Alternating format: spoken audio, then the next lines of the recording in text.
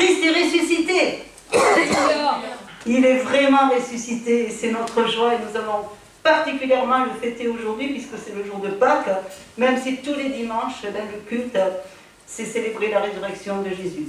Soyez les bienvenus, je laisse la place à Michel qui va présider ce culte tout le long. Voilà, eh bien bonjour à tous.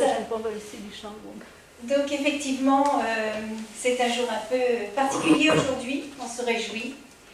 Et c'est ce qui est affiché, le premier verset qui va être... Non, je n'arrive pas à... Alors c'est pas grave, ce n'est pas grave du tout, on va faire 100. Je vous lis donc le premier verset. Pourquoi cherchez-vous parmi les morts celui qui est vivant? Il n'est point là, mais il est ressuscité. Voilà, c'est dans Luc 24, versets 5 et 6. Jésus ressuscité, prophétie et réalité. David l'a prophétisé, l'Éternel l'a accompli. David a écrit les psaumes du Hallel qu'on avait vu il y a 15 jours et que les Juifs de Jérusalem chantaient pendant le repas de la Pâque et qui annonçaient le Messie. Dans ces psaumes que David avait écrits, toute l'arrivée du Messie était annoncée. Ésaïe a chanté sa venue et a annoncé le salut aux nations en son nom, le salut des nations, le salut du peuple juif et le salut des nations en son nom. Et je vais vous lire ce texte d'Ésaïe qui était un texte complètement prophétique. Prêtez l'oreille et venez à moi, écoutez et votre âme vivra. Je traiterai avec vous une alliance éternelle pour rendre durable mes faveurs envers David. Voici, je l'ai établi comme témoin auprès des peuples. C'est-à-dire, David était témoin auprès des nations, comme chef et domination des peuples. Voici, tu appelles des nations que tu ne connais pas, et les nations qui ne te connaissent pas accourent vers toi à cause de l'Éternel, ton Dieu, du Saint d'Israël qui te glorifie. Voilà toutes ces prophéties qui avaient été faites bien avant Jésus-Christ et qui effectivement annonçaient le Messie. L'unité de la parole est totale. Il n'y a aucune séparation entre le Nouveau, je dirais, et l'Ancien Testament. C'est une continuité, c'est une prophétie, c'est un accomplissement, c'est une perfection, c'est absolument divin. Rien ne se contredit. Tout a été accompli dans la perfection messianique. Amen, Jésus est vraiment ressuscité. Voilà, ça c'est l'introduction de ce culte de ce matin, dans toute la puissance de la parole de Dieu, la puissance des psaumes de David, la puissance de la prophétie d'Ésaïe et d'autres prophètes qui l'ont annoncé et qui s'est réalisé. Alors on va chanter vraiment pour honorer ce Dieu et chanter la gloire de son nom au cantique 346, à toi la gloire.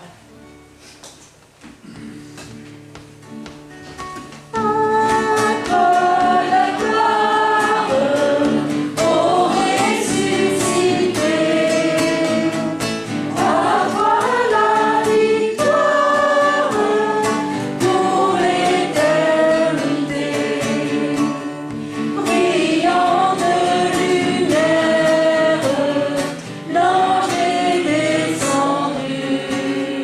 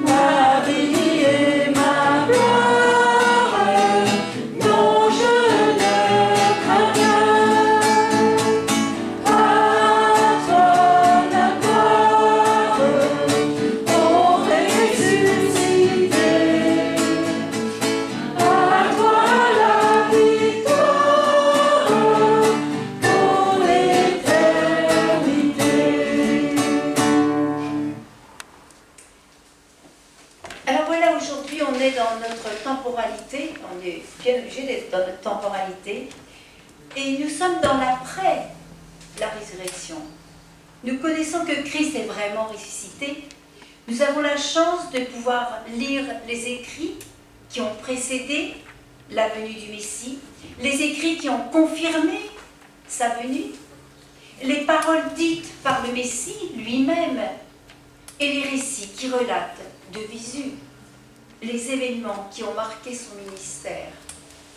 Et alors je voudrais qu'on lise quelques textes qui nous parlent justement de cette résurrection. Et je vais demander à Aline de venir lire un texte dans Actes chapitre 2, versets 24 à 32.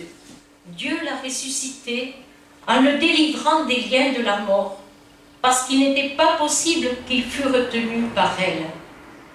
Car David dit de lui, « Je voyais constamment le Seigneur devant moi, parce qu'il est à ma droite, afin que je ne sois point ébranlé. Aussi mon cœur est dans la joie, et ma langue dans l'allégresse, et même ma chair reposera avec espérance.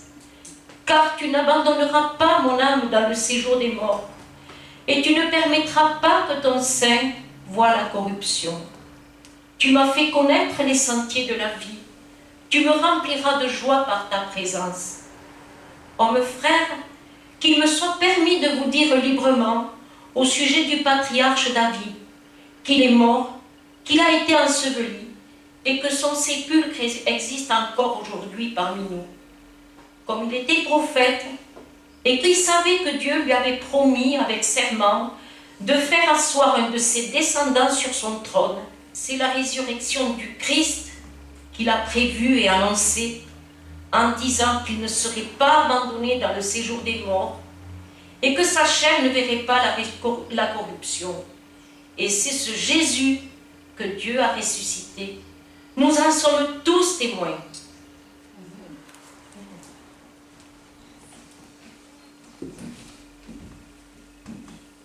Merci Lynn.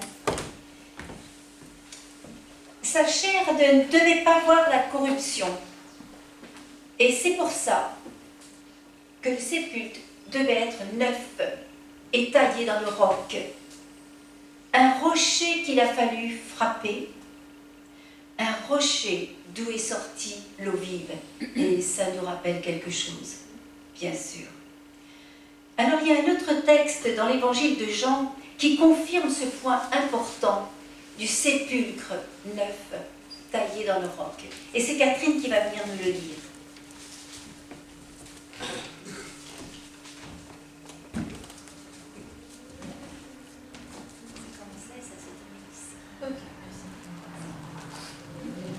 Après cela, Joseph d'Arimathée, qui était disciple de Jésus, mais en secret, par crainte des Juifs, demanda à Pilate la permission de prendre le corps de Jésus. Et Pilate le permit. Il vint donc et prit le corps de Jésus. Nicodème, qui auparavant était allé de nuit vers Jésus, vint aussi, apportant un mélange d'environ 100 livres de myrrhe et d'aloès. Ils prirent donc le corps de Jésus et l'enveloppèrent de bandes avec des aromates, comme c'est la coutume d'ensevelir chez les Juifs. Or, il y avait un jardin dans le lieu où Jésus avait été crucifié, et dans le jardin, un sépulcre neuf où personne encore n'avait été mis. Ce fut là qu'ils déposèrent Jésus à cause de la préparation des Juifs, parce que le sépulcre était proche. Le corps de Jésus, c'est tout, hein, c'est là. Voilà. Donc le corps de Jésus a bien été mis dans un sépulcre neuf. Un autre passage de Matthieu nous renseigne de façon encore plus précise. Il dit, c'est dans Matthieu 27, Joseph d'Arimathée prit le corps, l'enveloppa d'un linceul blanc et le déposa dans un sépulcre neuf qu'il avait fait tailler dans le roc. Puis il roula une grande pierre à l'entrée du sépulcre et s'en alla. Le corps de Jésus va reposer 3 jours et 3 nuits dans ce sépulcre. il est là dans les ténèbres. Et de ces ténèbres, il va ressusciter. Cela nous rappelle bien sûr la création du premier Adam, qui a été tiré de la terre. Et Jésus va ainsi sortir du tombeau pour devenir le dernier Adam. Le Messie est le Messie est le dernier Adam, glorifié, car il a remporté la victoire sur la mort. Le premier chapitre de l'Apocalypse nous le décrit. Je suis le premier et le dernier et le vivant. J'étais mort et voici je suis vivant au siècle des siècles. Je tiens les clés de la mort et du séjour des morts. Et nous allons chanter ce chant magnifique, est le Seigneur.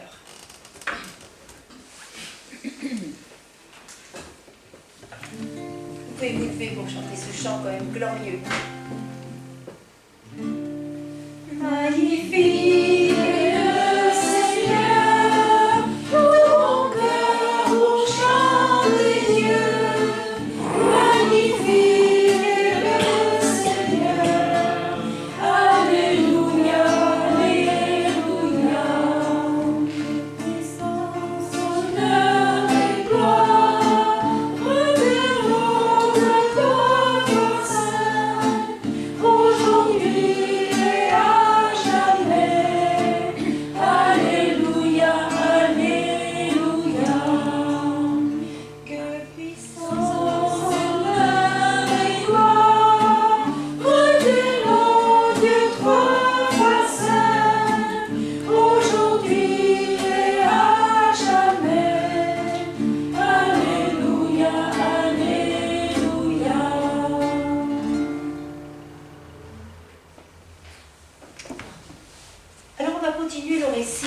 Résurrection, toujours dans l'évangile de Jean. 3 jours et 3 nuits se sont donc écoulés et Marie de Magdala arrive. Et on va lire ce texte. Le premier jour de la semaine, Marie de Magdala se rendit au sépulcre dès le matin, comme il faisait encore obscur, et elle vit que la pierre était ôtée du sépulcre. Elle courut vers Simon-Pierre et vers l'autre disciple que Jésus aimait, c'est-à-dire c'est Jean, et leur dit, « Ils ont enlevé du sépulcre le Seigneur, et nous ne savons où ils l'ont mis. » Pierre et l'autre disciple sortirent et allèrent au sépulcre. Ils coururent tous deux ensemble, mais l'autre disciple courut plus vite que Pierre et arriva le premier au sépulcre. S'étant abaissé, il vit les bandes qui étaient à terre. Cependant, il n'entra pas. Simon-Pierre qui le suivait arriva et entra dans le sépulcre. Il vit les bandes qui étaient à terre et le linge qu'on avait mis sur la tête de Jésus, non pas avec les bandes, mais plié dans un lieu à part. Alors l'autre disciple qui était arrivé le premier au sépulcre entra aussi. Et alors il y a une phrase absolument extraordinaire. Et il vit, et il crut. Car il ne comprenait pas encore que selon l'Écriture, Jésus devait ressusciter des morts. Et les disciples s'en retournèrent chez eux. Alors voilà, il va se passer quelque chose maintenant, devant ce tombeau. Les disciples viennent de partir, et Marie est là, à l'écart, dans son chagrin. Cependant, Marie se tenait dehors près du sépulcre et pleurait. Comme elle pleurait, elle se baissa pour regarder dans le sépulcre. C'est elle qui avait vu la pierre ôtée, mais elle n'avait pas vu de ses propres yeux. Je crois qu'elle avait dû être tellement bouleversée qu'elle n'avait même pas pris le temps de bien regarder dedans. Alors elle se penche pour regarder à l'intérieur. Et il est dit, et elle vit 2 anges vêtus de blanc assis à la place où avait été couché le corps de Jésus, l'un à la tête et l'autre aux pieds. Et on va chanter ce chant, Jésus sort de la tombe.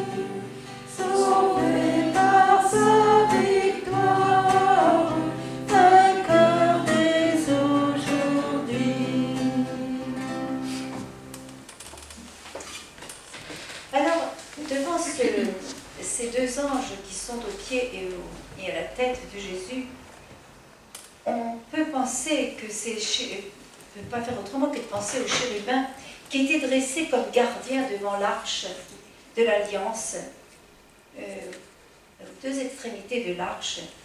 Et à cette parole de Jésus, ne croyez pas que je sois venu pour abolir la loi ou les prophètes. Je suis venu non pour abolir, mais pour accomplir. Ce n'est plus l'arche de l'Alliance qui est gardée. Ce n'est plus la loi ni le jugement. Le voile du temple s'est déchiré par la main de Dieu, du haut jusqu'en bas.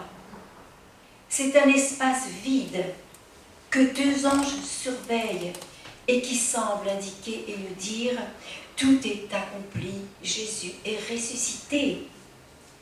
Alors les anges dirent à Marie « Femme, pourquoi pleures-tu » Elle leur répondit « Parce qu'ils ont enlevé mon Seigneur, et je ne sais où ils l'ont mis. » Elle redit la même phrase qu'elle a dit à Pierre et à Jean. Ils ont enlevé mon Seigneur. Pourtant, on a l'impression que quelque chose est en train de pénétrer la conscience de Marie. En disant cela, elle se retourne et elle vit Jésus debout, mais elle ne savait pas que c'était Jésus. Ses yeux étaient encore obscurcis. Jésus lui dit la même phrase que les anges. « Femme, pourquoi pleures-tu ? Qui cherches-tu » Elle, pensant que c'était le jardinier, lui dit « Seigneur, si c'est toi qui l'as emporté, dis-moi où tu l'as mis, et je le prendrai. » Voilà que Marie dit une parole complètement surprenante. C'est vrai que le caveau était dans un jardin, près du lieu du calvaire, mais elle compare ce Jésus, encore invisible à sa conscience, au jardinier. Pourquoi le jardinier ? Dans le livre de la Genèse, il est dit que l'Éternel Dieu prit l'homme, Adam, et il le plaça dans le jardin d'Éden pour le cultiver et pour le garder. Sans le savoir, elle donne à l'homme qui lui parle la fonction première que Dieu avait donnée à Adam. En fait, inconsciemment, il semble qu'elle reconnaisse en Jésus invisible à ses yeux celui qui sera appelé le dernier Adam. Alors, Jésus lui dit « Marie ». Elle se retourna et elle dit en hébreu « Rabouni », c'est-à-dire « maître ». On peut penser qu'à ce moment, elle a envie de se jeter aux pieds de Jésus pour l'adorer. N'oublions pas que c'est elle qui a répandu le parfum de grand prix sur les pieds de Jésus et qu'il avait dit devant cette scène d'amour incomparable. En répandant ce parfum sur mon corps, elle l'a fait pour ma sépulture. Et alors le texte continue. Mais Jésus lui dit, ne me touche pas, car je ne suis pas encore monté vers mon Père, mais va trouver mes frères et dis-leur que je monte vers mon Père et votre Père, vers mon Dieu et votre Dieu. Marie reçoit cette parole de la promesse de l'alliance nouvelle, clairement exposée par Jésus. Je monte vers mon Père et votre Père, vers mon Dieu et votre Dieu. Votre Père, c'est le Père en qui Abraham a eu foi. C'est l'Éternel Dieu. Marie, seule, dans le jardin devant Jésus, reçoit les paroles qui vont préfigurer l'épouse de Christ, qui est l'Église. Le rassemblement des saints, c'est-à-dire les Juifs et les nations. Elle reçoit les paroles qu'elle portera aux disciples et qui se prolongeront dans les dernières paroles de Jésus avant sa montée au ciel, dans Matthieu 28, « Allez, faites de toutes les nations des disciples, les baptisant au nom du Père, du Fils et du Saint-Esprit, et enseignez-leur à observer tout ce que je vous ai prescrit. Et voici, je suis avec vous tous les jours, jusqu'à la fin du monde. » Et c'est ainsi que Marie de Magdala alla annoncer aux disciples qu'elle avait vu le Seigneur et qu'il lui avait dit ces choses. Et devant ce miracle de la résurrection qui apporte la nouvelle alliance en son sang, passons un moment déjà dans la louange et la reconnaissance, premièrement en chantant « À l'agneau sur son trône ». C'est le 47.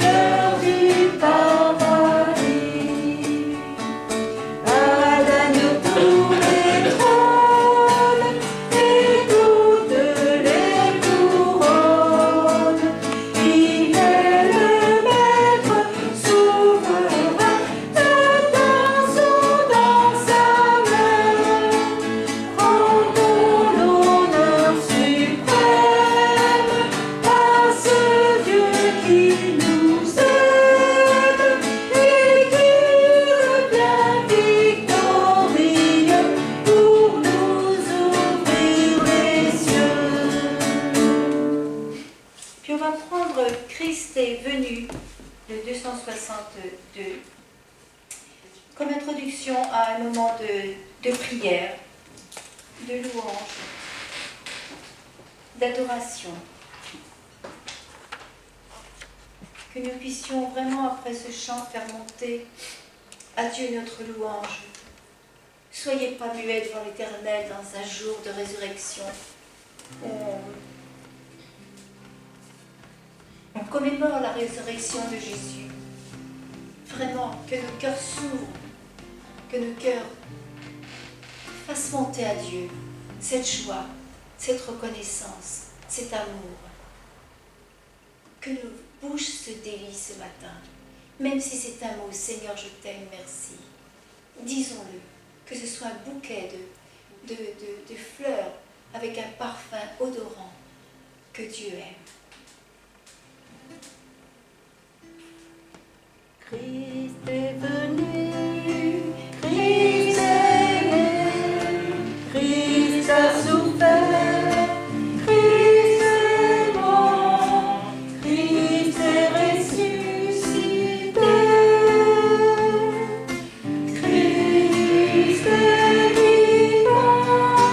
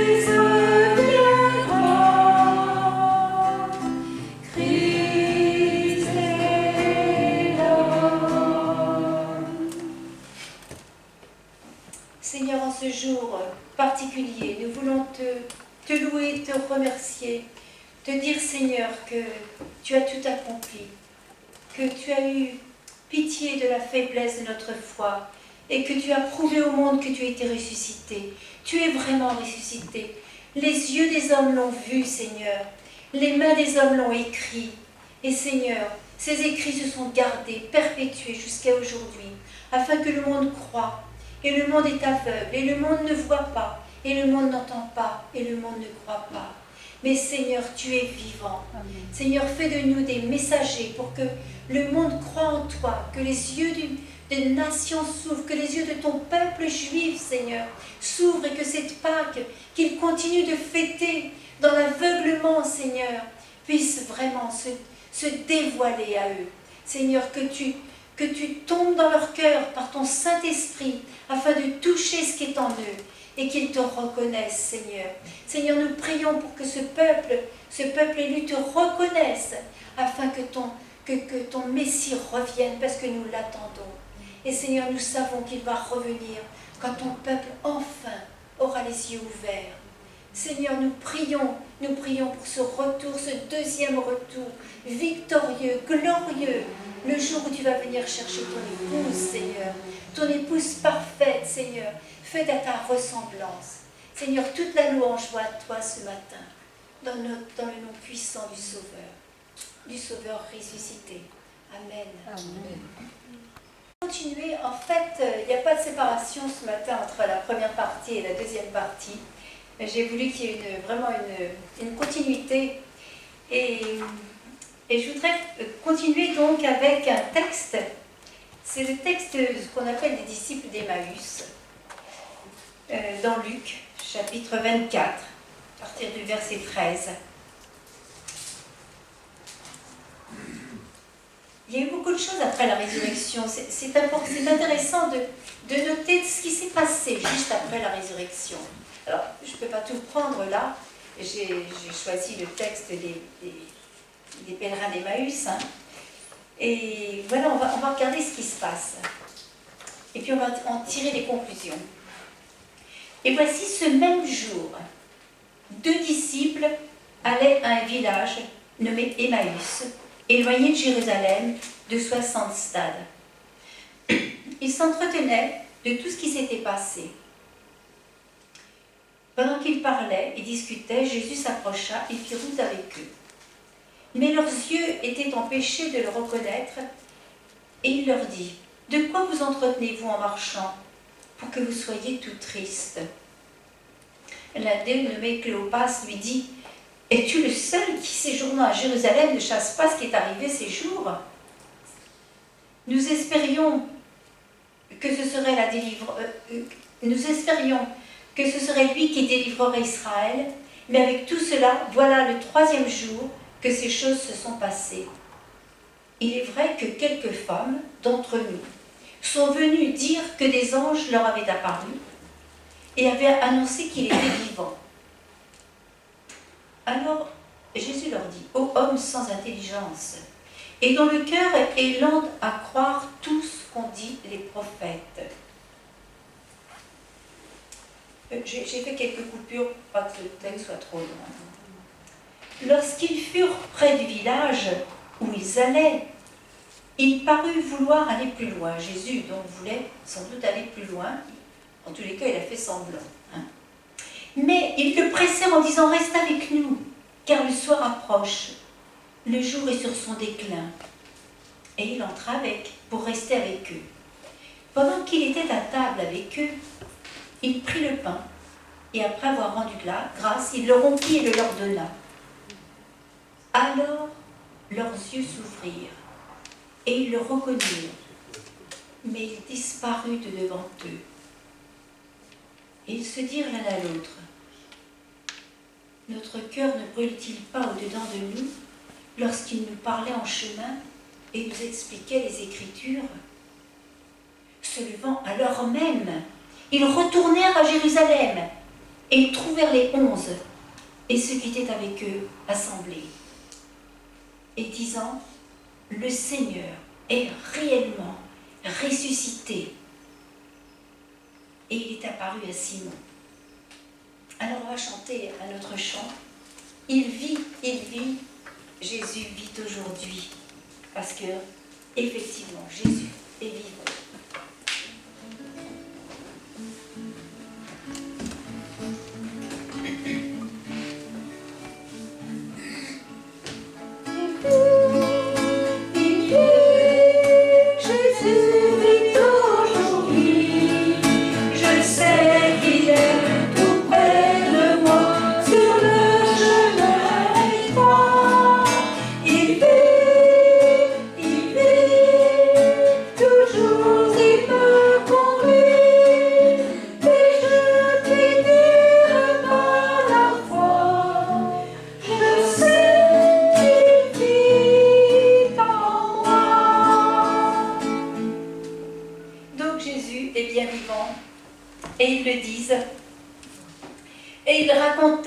Qui leur était arrivé en chemin et comment ils l'avaient reconnu au moment où il rompit le pain.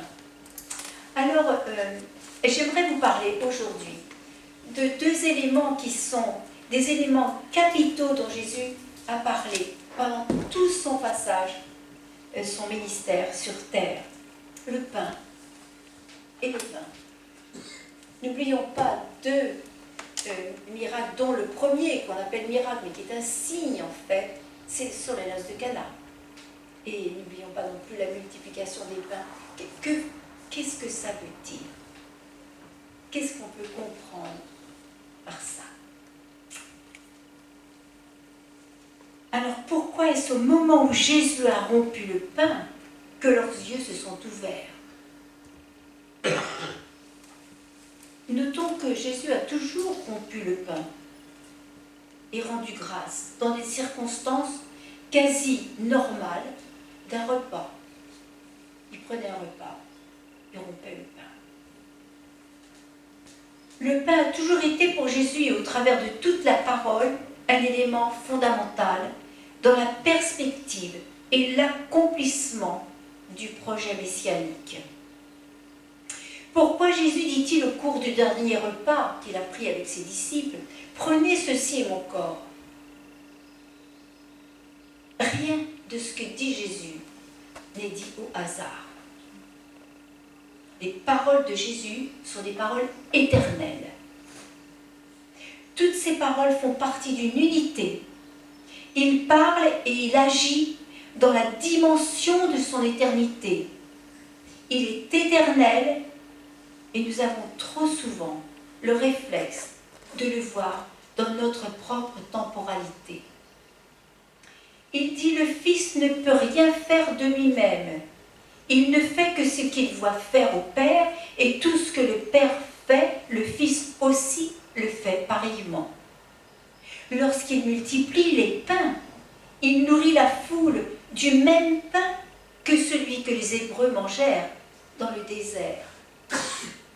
Et il sait que la foule reçoit ce pain avec le même esprit que celui des Israélites dans le désert.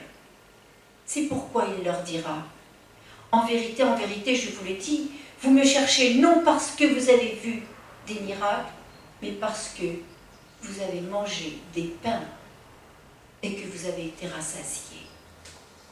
Travaillez, non pour la nourriture qui périt, mais pour celle qui subsiste, pour la vie éternelle, et que le Fils de l'homme vous donnera, car c'est lui que le Père, que Dieu a marqué de son sceau. C'est ainsi que lorsque Jésus dit « Je suis le pain », il parle d'un autre pain. Comme toujours, la réponse se trouve cachée dans les premiers chapitres de la Genèse. Alors on va les lire. Puis l'Éternel Dieu planta un jardin dans l'Éden. Il planta un jardin. C'est curieux comme phrase. Hein? Il planta un jardin en l'Éden, du côté de l'Orient, et il y mit l'homme qu'il avait formé. L'Éternel Dieu fit pousser du sol des arbres de toute espèce, agréables à voir et bons à manger, et l'arbre de la vie au milieu du jardin. l'homme et la femme pouvaient manger de cet arbre qui leur donnait la vie. Et cet arbre portait un fruit dont on découvre le nom, curieusement, dans une terrible phrase de Jérémie, où il est dit, c'est dans Jérémie chapitre 11, verset 18, « Détruisons l'arbre avec son fruit, retranchons-le de la terre des vivants. » Vous savez, c'est une indication, mais probante, de ce qu'est cet arbre dans le jardin d'Éden et de ce qu'il y avait comme fruit sur l'arbre, dans l'arbre.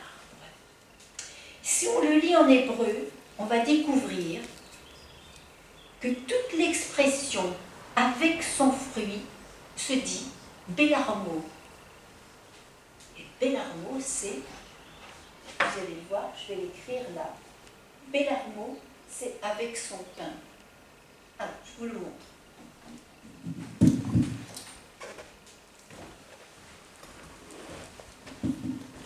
Ça veut dire Bélarmo. Cette lettre-là, ça veut dire à l'intérieur de, dans. C'est dans. Et puis, mot, ça veut dire son. Hein, c'est comme son, ton, mon, etc. Donc, quand on lit Bélarmo et qu'on sort, on enlève le veut qui veut dire dans, et ça qui veut dire c'est son. Hein. Quand on le sort, on le met en dessous, et ça, c'est des rennes. C'est le pain. Donc, qu'est-ce qu'il y avait dans l'arbre de vie? Il y avait le pain.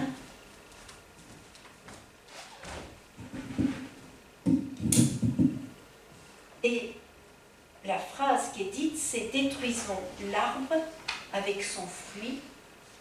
Voilà, détruisons l'arbre avec son fruit, retranchons-le de la terre des vivants. Alors, on a bien ici l'idée que le pain est dans l'arbre et que le fruit de l'arbre de vie est le pain. Et ce pain, il vient d'où? C'est le pain qui vient du ciel. C'est le pain qui vient du ciel, c'est le pain qui apporte la vie. Et cela nous donne une autre lecture. Détruisons l'arbre de vie et retranchons-le de la terre des vivants. Et c'est quoi la terre des vivants? C'est là où Dieu avait mis l'homme, c'est-à-dire l'Éden. Là où l'homme et la femme étaient pleinement vivants. Donc retranchons l'arbre avec son fruit, retirons l'arbre de vie avec le pain de vie qui est dans l'arbre, et retranchons-le de la terre des vivants. Le monde d'aujourd'hui, c'est la terre des morts, puisque tout meurt et retourne à la terre. Mais l'Éden est la terre des vivants que nous possédons en Christ. Nous possédons l'Éden en Christ. Et nous sommes nourris. Effectivement, quand Jésus dit, je suis le pain venu du ciel, je suis venu redonner aux hommes la nourriture qui les fait vivre. Quelle dimension! Quelle dimension! Et comment on peut comprendre ces paroles de Jésus? Je suis le pain de vie. Je suis dans l'arbre de vie et je vous donne l'Éden, c'est-à-dire la terre des vivants, parce que vous êtes vivants. La terre des morts, c'est pour ceux qui meurent. Mais nous, on est dans la terre des vivants, parce qu'on mange le pain du ciel. Ah, je trouve ça magnifique. Je trouve ça magnifique. Quelle force, quelle assurance on a. Quelle puissance on a de découvrir la parole du Seigneur. Lorsqu'il annonce ça, il n'y a pas pour lui d'espace-temps entre le moment présent, à nos yeux, et l'épouvantable moment de la chute, où l'homme a été retranché d'Éden. C'est pourquoi il dit, prenez, mangez, ceci est mon corps, je suis le fruit de l'arbre de vie. Je suis le vrai pain venu du ciel. Faites ceci en mémoire de moi, à chaque fois que vous en prendrez. Quand vous prenez le pain qui vous nourrit, votre corps, pensez que vous avez un autre pain. À chaque fois qu'on prend du pain, il faut se rappeler que dans nos vies, derrière ce pain du corps, il y a le pain de vie en Jésus, le Messie, c'est-à-dire sa parole. Je suis venu non pour rassasier votre corps avec du pain de la terre, mais pour vous donner la vie éternelle avec du pain du ciel. La nouvelle alliance est marquée par la résurrection. Elle est tournée vers la vie. Jésus ressuscité, c'est le pain que nous pouvons prendre dans la joie parfaite qui est en Christ, parce qu'elle a la reconnexion avec l'Éternel. Ainsi Jésus nous prend et nous remet dans l'Éden comme l'Éternel le fit avec Adam. Puis l'Éternel planta un jardin en Éden du côté de l'Orient et il y mit l'homme qu'il avait formé. Alors lorsqu'au cours d'un repas, on prend du pain, cela doit éveiller un autre pain et nous rappeler la valeur de la croix. Et que cette valeur, elle est l'unique réponse à la vie. En lui, nous avons la vie éternelle. Jésus est l'arbre de vie qui porte et apporte le pain du ciel. Il s'offre à l'humanité tout entière, mais il devient le choix personnel de chacun. Le manger en mémoire de Jésus, c'est le choisir dans sa vie. C'est lui consacrer sa vie. C'est sanctifier son nom. Alors quelle joie devient la nôtre dans le partage d'un repas et dans la mémoire du pain du ciel. Ce partage de la joie, ce partage, c'est vraiment la nouvelle alliance en son nom. Et elle porte la joie d'un Christ qui est ressuscité. Alors maintenant qu'on a parlé du pain, je vais vous parler du vin. Parce que là aussi, c'est quand même assez extraordinaire. Jésus aussi parle du vin et de la vigne. Et avec le vin, il précise: ceci est mon sang, le sang de la nouvelle alliance, qui est versé pour vous. Et il le dit au cours du dernier repas avec ses disciples, quelques heures avant sa mort. Là encore, le voile se lève pour nous par rapport au texte d'Ésaïe. Donc c'est dans Ésaïe 53 qui est dit: mais il est blessé pour nos péchés, brisé pour nos iniquités, le châtiment qui nous donne la paix est tombé sur lui, et c'est par ses meurtrissures que nous sommes guéris. Les termes employés font appel au corps de Jésus tout entier. Et c'est de cela qu'il est question lorsqu'il parle du sentiment.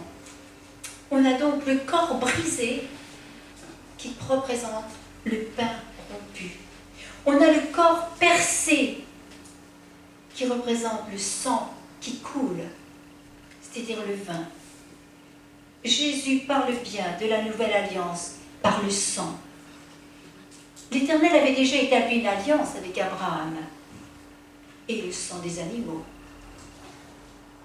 Portant bien avant les paroles de Jésus, le terme de nouvelle alliance, portant bien avant les paroles de Jésus. Et vous allez être surprise parce que moi je l'ai été moi-même. Avant ces paroles où Jésus parle de la nouvelle alliance, on en parle déjà dans une prophétie de Jérémie, où il est collé à un texte qui parle du raisin vert. Et je vais vous parler de ça. En ces jours, alors c'est dans Jérémie 31, à partir du verset 29. En ces jours-là, on ne dira plus, les pères ont mangé des raisins verts et les dents des enfants ont été agacées. Mais chacun mourra pour sa propre iniquité. Tout homme qui mangera des raisins verts, ses dents seront agacées. Voici les jours viennent, dit l'Éternel, où je ferai avec la maison d'Israël et la maison de Juda une alliance nouvelle. C'est la prophétie de Jésus. Non comme l'alliance, j'ai mis entre parenthèses, ancienne, que je traitais avec leur père, le jour où je les saisis par la main pour les faire sortir du pays d'Égypte. Alliance qu'ils ont violée, quoique je fusse leur maître, dit l'Éternel. Mais voici l'alliance que je ferai avec la maison d'Israël. Après ces jours-là, dit l'Éternel, je mettrai ma loi au-dedans d'eux, je l'écrirai dans leur cœur, et je serai leur Dieu, et ils seront mon peuple. Celui-ci n'enseignera plus à son prochain, ni celui-là à son frère, en disant « Connaissez l'Éternel », car tous me connaîtront, depuis le plus petit jusqu'au plus grand, dit l'Éternel, car je pardonnerai leurs iniquités, et je ne me souviendrai plus de leurs péchés. L'ancienne alliance est comparée au raisin vert, dont on fait un jus. C'est un jus avec du raisin vert qui agaçait les dents des enfants et que l'on transmettait de génération en génération. Pourquoi le jus fait avec le raisin vert est inabuvable? Mais tout simplement parce que c'est fait avec du raisin qui n'est pas mûr. Et Dieu dit, cette chose n'existera plus. Maintenant, je vais faire une nouvelle alliance. Cette alliance ancienne, faite avec du raisin vert, c'est-à-dire qui n'était pas arrivé à maturité, un raisin qui n'est pas à maturité, cette alliance-là n'existera plus. L'Éternel dit, pour que le peuple comprenne qu'il est impossible d'accomplir la loi. Voilà ce que ça veut dire. Seul le Messie va pouvoir accomplir la loi dans sa perfection et sa maturité totale et porter l'alliance dans sa dimension messianique. C'est pourquoi l'Éternel relie la nouvelle alliance et le pardon des péchés en déclarant dans le même texte « Je pardonnerai leur iniquité et je ne me souviendrai plus de leurs péchés. » Le raisin vert donne un jus acide qui agace les dents, mais le raisin arrivé à maturité donne du bon vin. Et lorsqu'il est à maturité parfaite, il donne un vin excellent. C'est le vin des noces de Cana. Lorsque Jésus dit « remplissez les 6 vases », il fait mettre les vases à niveau. Or, les vases représentent la parole dans la culture hébraïque. Et nous savons que la parole, c'est le Messie, c'est-à-dire la perfection arrivée à maturité. C'est le sens des paroles d'Ésaïe. Voici les jours viennent, dit l'Éternel, où je ferai avec la maison d'Israël et la maison de Juda une alliance nouvelle. Voici l'alliance que je ferai avec la maison d'Israël. Après ces jours-là, dit l'Éternel, je mettrai ma loi en dedans d'eux. C'est-à-dire la parole devenue à maturité dans le Messie. Et je l'écrirai dans leur cœur. Je serai leur Dieu. Et ils seront mon peuple. Mangez, buvez. Ceci est mon sang, ceci est mon corps. Mangez la parole. Vous voulez vivre? Mangez la parole. Comment vous voulez vivre si vous ne mangez pas la parole? Le vin, le fruit de la vigne, c'est la nouvelle naissance, la nouvelle alliance par le sang. Et le sang, c'est la vie. Le mot Adam signifie le sang reconnecté à l'Éternel. Je vais vous le remettre, mais je vous l'avais déjà mis ça.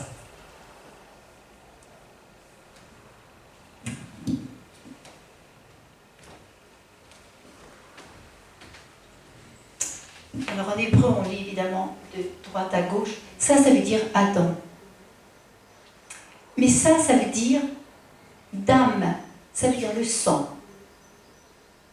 Et ça, c'est l'Aleph, cette lettre particulière qui est employée de manière très particulière dans les Écritures et qui veut dire l'unité divine. Lorsqu'il y a eu la chute, il y a eu une séparation. L'homme a été déconnecté d'avec Dieu. C'est tout le sens du mot Adam. Aucun nom, dans tous les cas, dans les premiers livres de la Bible, aucun nom n'est un hasard, ni Abraham, ni Noé, tout ça. C'est un sens profond. Et le nom de Adam signifie vraiment le sang connecté à Dieu. Quand Jésus dit par son sang, il nous reconnecte, parce que le sang de Jésus est entièrement connecté dans la dimension divine. Et quand il dit par mon sang, il nous reconnecte à l'Éternel en l'associant au fruit de la vigne. Jésus, dans sa compassion, dans son humilité à être descendu dans le corps d'un homme, nous a laissé des symboles simples pour comprendre la puissance de son sacrifice et l'accomplissement de l'œuvre de Dieu dans cette alliance nouvelle et éternelle. L'ancienne alliance reposait sur l'impossibilité à l'homme d'arriver à la perfection et à la maturité. Mais le principe de la nouvelle alliance, c'est le principe de la maturité parfaite en Christ, qui dit « tout est accompli ». Mangez, buvez. Et si vous ne mangez pas, et si vous ne buvez pas, vous ne pouvez pas vous connecter, être rentré dans la dimension éternelle de Dieu. C'est la vie. C'est la vie. En mangeant le pain, en buvant le corps de Christ, le sang de Christ, Dieu vous remet dans l'Éden pour vivre de la vie de Christ. Et cette vie, elle est éternelle. Loué soit son nom. Loué soit son nom. Le pain et le vin. J'espère que vous ne pourrez jamais plus les regarder pareil, les entendre pareil, dans votre vie de chrétien, engagé avec Christ. Ceci est mon corps, ceci est mon sang. Amen. Et on va chanter un dernier chant, Jésus par ton sang précieux.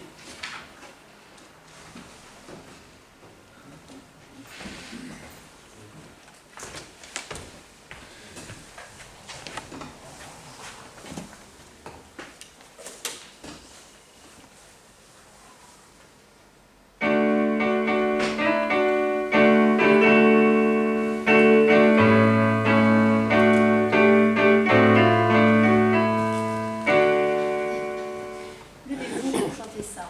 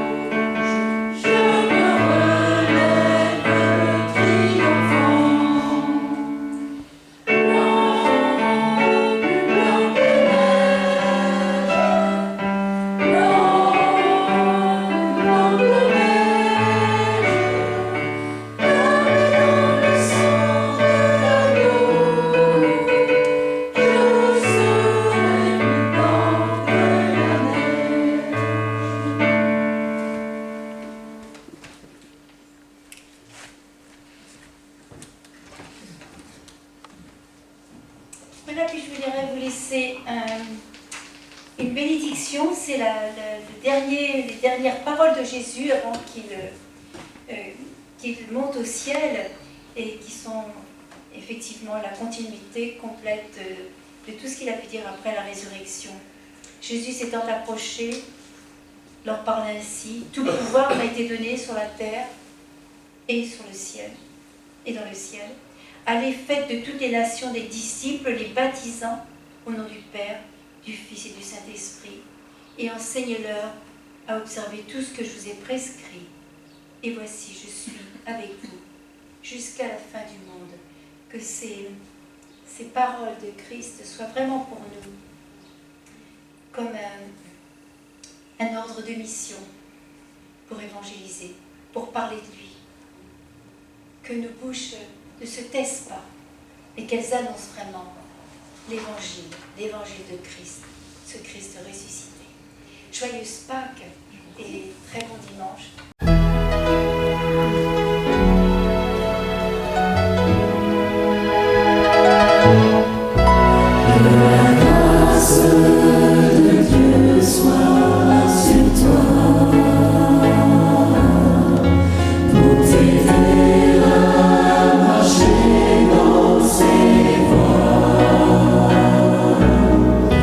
Reçois tout son